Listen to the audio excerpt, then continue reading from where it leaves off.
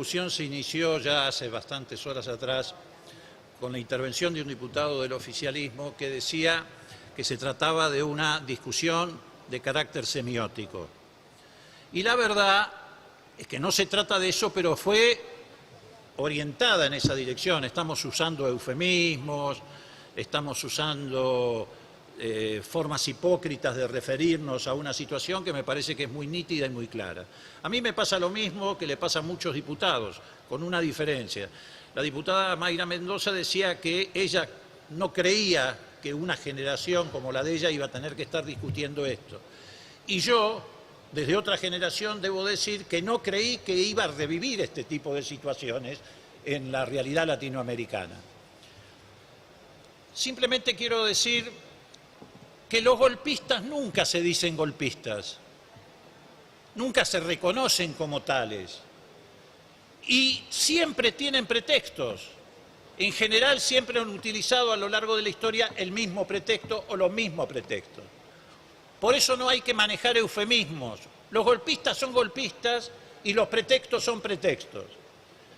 Yo le voy a leer, señor presidente, un pequeño párrafo de un discurso que dice: el gobierno provisorio que ha tenido que llevar adelante esta tarea para terminar con el abuso, el atropello, el fraude, el latrocinio y el crimen, proclama su respeto a la Constitución y a las leyes fundamentales vigentes y su anhelo de volver cuanto antes a la normalidad, ofreciendo a la opinión pública las garantías absolutas a fin de que a la brevedad posible pueda la nación, en comicios libres, elegir sus nuevos y legítimos representantes. ¿Saben quién decía esto? Y se lo digo particularmente a mis correligionarios. José Félix Uriburu.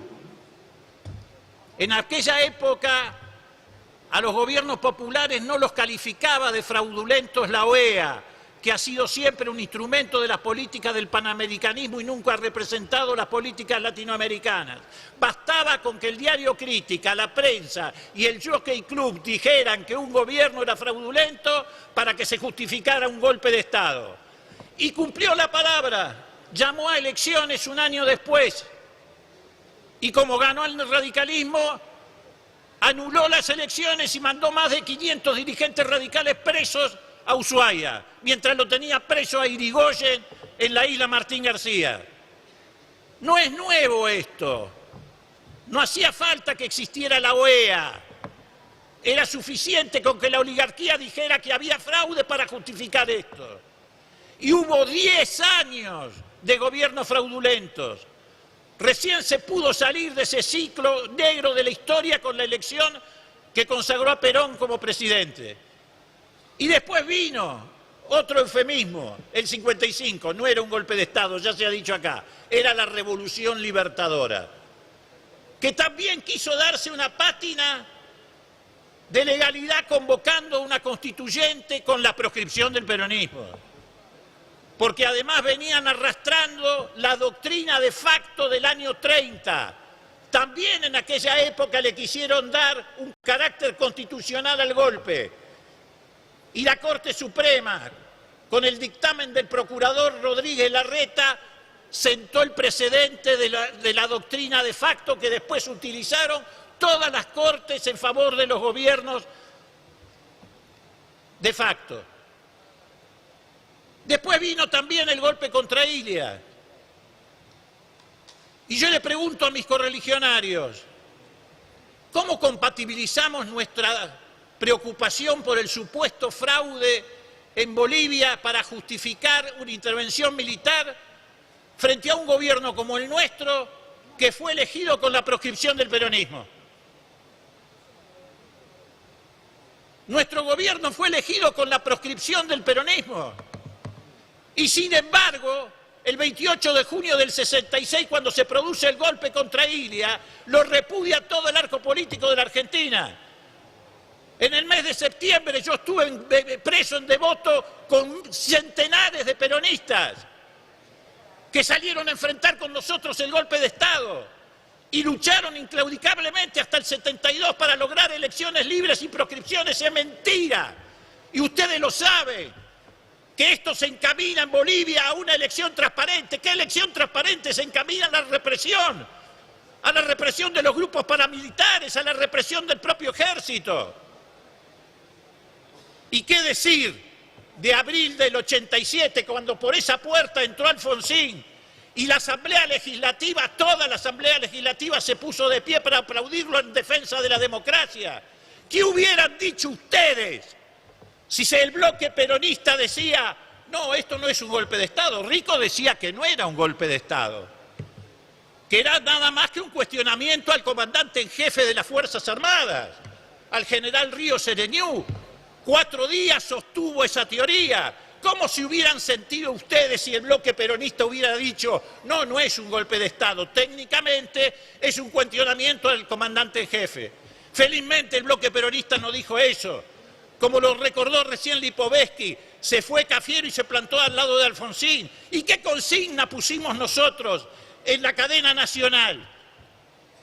No me digan que alguno de ustedes se olvidó. Pusimos la consigna democracia o dictadura, porque decíamos que era un golpe de Estado que nos ponía frente a ese dilema.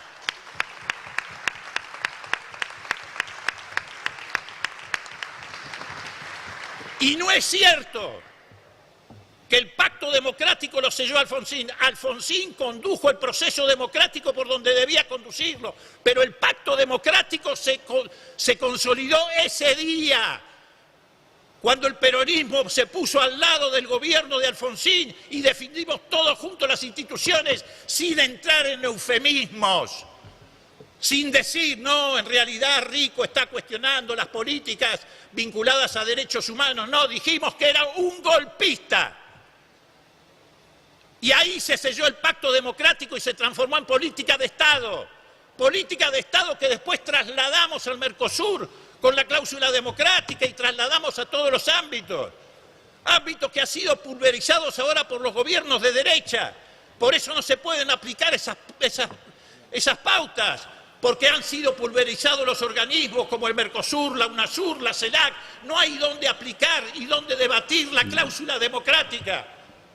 Diputado. Entonces, señor presidente, yo no quiero hacer una referencia de tipo personal, pero frente a algunas intervenciones siento que he fracasado.